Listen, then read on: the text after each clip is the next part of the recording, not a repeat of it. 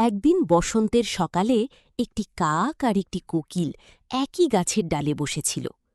চারদিকে ফুলের সুবাস, পাখিদের কুজন, সব মিলিয়ে প্রকৃতি যেন গান গাইছে। কোকিল মিষ্টি সুরে গান গাইতে শুরু করল।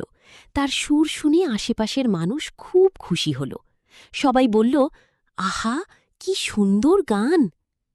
এটা দেখে কাকের একটু হিংসে হল। সে ভাবল, আমিও তো পাখি, কিন্তু কেউ আমার ডাক শুনে খুশি হয় না কেন? কাক তখন জোরে জোরে কা কা করে ডাকতে লাগল, কিন্তু তার ডাক শুনে মানুষ বিরক্ত হয়ে গেল। কেউ কেউ বলল, এই কাকটা কত বিরক্তিকর। কাক খুব দুঃখ পেল। তখন কোকিল তার কাছে এসে শান্তভাবে বলল, বন্ধু, প্রত্যেকের নিজস্ব গুণ আছে।